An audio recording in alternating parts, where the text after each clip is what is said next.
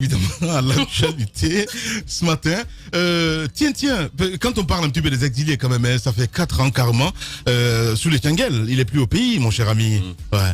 Souleymane Tchangel, dont on a suivi le départ de la Guinée, dans l'affaire notre confrère Mohamed Koula Diallo, c'était, pour rappel de l'histoire, c'était à une assemblée hebdomadaire de l'UFDG que un de nos confrères, un journaliste qui servait auprès de Guinée 7, a reçu cette balle, une balle qui lui a été fatale, laissant derrière lui une épouse et une famille, une famille très très éplorée.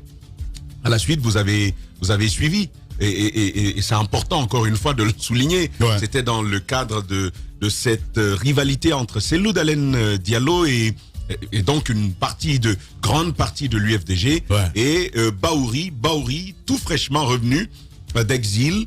Il avait, vous vous rappelez, été reçu vous avez vu le scénario lorsqu'il a été reçu du côté du siège de l'UFDG. J'ai encore à l'esprit cette image où monsieur Cellou Dalein Diallo disait: j'invite mon frère Bahouri à me donner la main pour qu'on travaille ensemble. Et d'un geste de main, il voulait saisir la main de monsieur Bahouri. Il a essayé de la lever en signe d'unité devant tout le parterre de militants qui étaient présents. On a vu, sans gêne, d'un geste machinal, ce refus de monsieur Bahouri de laisser sa main levée comme ça. Les grandes gueules. Et d'ailleurs, quand il prend la parole, il va tout bonnement, tout vertement, s'en prendre à la gestion de M. Cellou Dalein Diallo, exiger des comptes et demander justement que le leadership, la façon du leadership, change à l'UFDG, on s'en souvient encore. Alors peu après, vous avez suivi quand M. Bahouri est exclu officiellement du parti et qu'il décide de reprendre sa chose, comme il le disait, ce parti qu'il a créé lui, vous vous souvenez qu'il va décider de venir, malgré tout, au siège de l'UFDG. Et c'est alors que nous, vous savez, journalistes frileux de ce genre de choses, je me rappelle encore de cette belle affirmation: le journaliste, c'est comme le loup. Il n'est attiré que par l'odeur de la pourriture. Et donc, vous voyez, ces journalistes qui affluent de partout, de télé, de radio et puis de sites d'information et même de journaux. Koula en faisait partie. Sauf que là, ça lui a été fatal. Ça a été une assemblée ordinaire qui lui a été fatale pour lui. Ce n'était pas ordinaire du tout. Les médias, par la suite, vous avez vu ce qui s'est passé jusqu'à l'ouverture donc d'une instruction pour comprendre ce qui s'est véritablement passé. Et c'est parti plus loin. Il y a eu un procès, sauf que et ça, c'est encore important de le rappeler. Dans quelles conditions est-ce que ce procès s'est tenu? Souleymane Tchangel, dont le nom est souvent revenu dans ce procès-là pour complicité de meurtre. Vous avez vu ce qui se passe? On ne lui notifie aucune convocation, aucune signification qu'il est concerné par un tel procès. Et il a passé tout ce beau temps ici, mais Dieu faisant les choses, circonstances aidant, il va donc apprendre ce qui se présentait comme une menace d'arrestation, comme ça, pour une situation pour laquelle il n'avait jamais été interpellé auparavant. De fil en aiguille, vous savez où il se retrouve aujourd'hui du côté de la France. Il va être poursuivi par l'État guinéen, condamné par contumace, parce qu'il n'est pas ici, vous avez suivi tout cela. Il va intenter une action. On a tous suivi quelle action il a engagée dans le cadre de la mobilisation de ressources pour supporter les frais de ses avocats. Il va donc intenter une action auprès d'une instance supranationale, une instance juridictionnelle supranationale. Et puis plus loin, l'État guinéen, comme ça va tomber sur nos têtes, comme on dit. L'État guinéen se dédie tout simplement pour dire, écoutez, on a parlé de Souleymane, il ne s'agit pas de Tchangel. Or, tout s'est passé ici dans des conditions totalement claires, c'est de Tchangel qu'il s'agissait.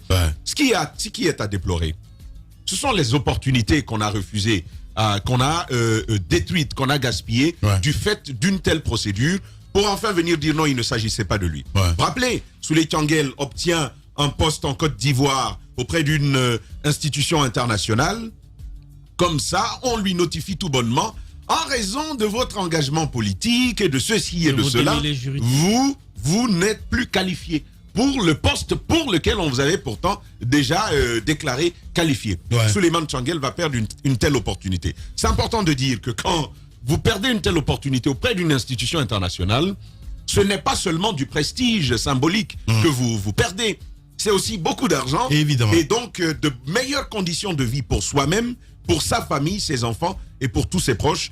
Ça a été un premier dommage majeur qu'on lui a causé. Sans parler du dommage naturel qui est celui d'exiger quelqu'un qu'il soit rompu de son pays. On l'oblige, on le contraint comme ça à partir. Il se retrouve du côté de la France. Il ne peut pas revenir du tout parce que jusque-là, il ne peut pas faire confiance à ce qu'on peut lui réserver.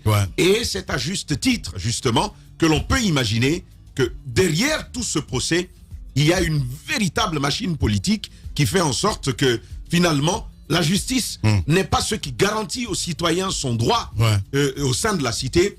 C'est plutôt cette épouvante que l'on brandit contre les citoyens guinéens lorsqu'elle est commanditée, lorsqu'elle est commandée, lorsqu'elle est téléguidée par le pouvoir. C'est simplement dommage que ni lui, ni ses enfants, ni sa femme, donc directement proche de lui, ne puissent profiter de liens de familiarité, de famille, de liens de solidarité qui sont communs à l'exercice normal de ces droits de citoyens guinéens. Dommage. C'est le mot qui revient à chaque fois, mon cher Moïse. L'exil est très très très difficile. Hein. J'imagine un petit peu l'état d'âme de Soulé Tchangel du côté de la France. L'exil très difficile quand il s'agit du vrai exil. Et dans le cas de Soulé Tchangel, je pense qu'il s'agit de cela. Contraint donc de quitter son pays dans des conditions assez difficiles parce qu'il fallait qu'il sauve sa peau. Vous savez, c'est à peu près la même image que celle de Bahouri lorsqu'à un moment donné, il a été contraint également de quitter le pays dans des conditions également assez troublantes. Mais ce qui me cœur, c'est que au-delà d'être contraint de rester hors de son pays, de ne pas être capable de revenir, il doit porter le lourd fardeau qui n'est pas du tout le sien, le lourd fardeau d'accusé de meurtre, d'assassinat. Et ça, pour moi, c'est un poids plus difficile à supporter que le poids de l'exil. Vous auriez pu quitter votre pays pour des raisons politiques, des raisons économiques et autres, et être à l'étranger. Mais quand on ne vous colle pas l'étiquette d'avoir été à l'origine de la mort d'un journaliste, c'est assez gros à porter sur la conscience, c'est gros à porter moralement. Et à tout cela vient s'ajouter le fait que la justice, qui aurait dû quand même, qui avait commencé bien son travail en faisant la reconstitution des faits avec les OPJ qui ont travaillé et tout, parce que la nature de la balle qui a été à l'origine de la mort de Mamadou Koula, tout cela renvoie quand même à quelqu'un qui a préparé la scène, qui est venu dans cette foule avec une arme une arme traditionnelle, qui avait donc l'intention de faire du mal. Donc je pense qu'on aurait pu quand même fouiller un peu plus dans les investigations, dans les enquêtes, pour ressortir le profil de celui qui est à l'origine de tout cela. Je le dis pourquoi? Parce qu'à ce jour, on a comme l'impression qu'il n'y a pas de coupable, il n'y a pas de responsable de la mort de Mamadou Koula. Il s'est pris une balle, lui-même, il s'est pris un fusil. Les grandes gueules.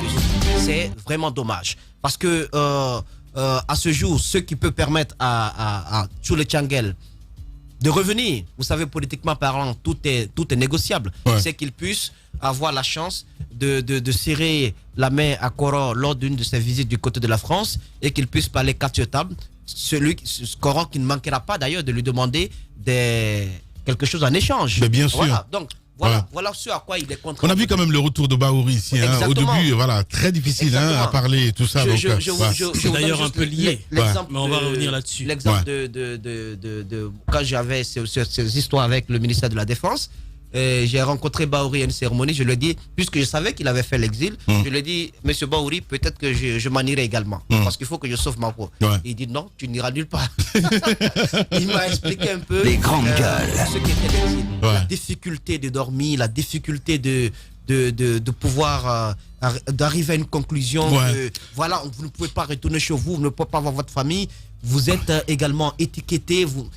c'est extrêmement lourd à porter. Donc, j'ai écouté ses conseils, je trouvais que c'était la meilleure solution. Donc, pour Souley Tchangel, c'est un énorme fardeau à porter, mais pour l'homme que je connais, son courage, sa fougue, et puis parce qu'il n'a pas baissé sa détermination, sa détermination à prouver coûte que coûte qu'il est innocent.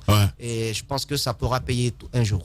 Allez-y, mon cher Roby. Il faut rappeler que ces événements se sont déroulés, comme Tamba l'a dit, il a déjà écrit tout le bouquin, on va juste venir à la conclusion, que ces événements sont survenus à la faveur du retour non seulement de Bahouri, mais Souley Tchangel, à l'époque, était considéré, ou est toujours considéré comme l'un des bras droits, véritablement bras droit de Cellou Dalein Diallo au sein de l'UFDG. Et quand on sait l'animosité qui s'était installée entre les deux hommes, Cellou Dalein Diallo et Bahouri à un moment donné, lorsque l'affaire Koula est arrivée à un moment où Bahouri avait encore ses accointances avec le pouvoir, c'est-à-dire qu'il venait d'arriver, le président venait de le gracier, les grandes gueules. Il était un peu en harmonie avec le pouvoir en place, et donc de l'autre côté, c'était le champ de bataille qui était ouvert avec l'UFDG. Et c'est comme ça qu'il est Souley Tchangel se retrouver dans la ligne de mire de ceux qui ont été accusés comme commanditaires du meurtre de Koula. Mais après, longtemps après, on a remarqué, on va pas être très long, le temps ne reste plus beaucoup.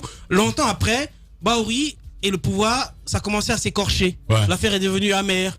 Donc du coup, Bahouri s'est retrouvé seul.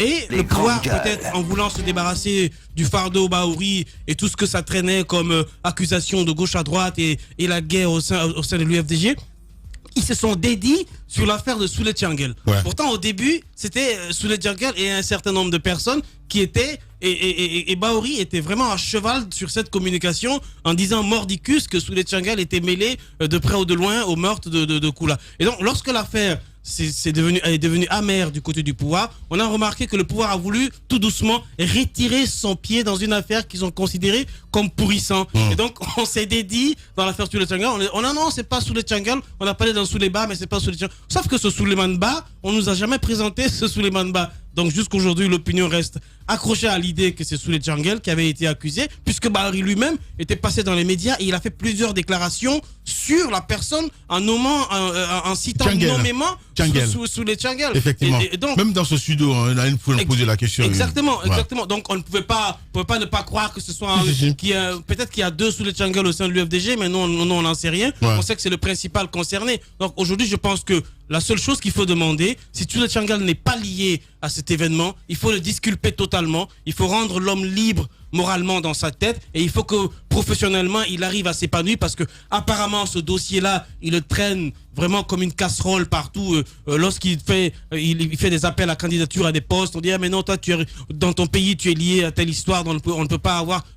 Donc ça joue sur sa réputation personnelle, ça joue sur sa carrière professionnelle, et donc je veux dire que puisque l'État s'est dédié et on nous a dit que c'est pas ce bas, c'est un autre bas, il est temps de disculper Souley Tchangel pour qu'il puisse reprendre une vie normale.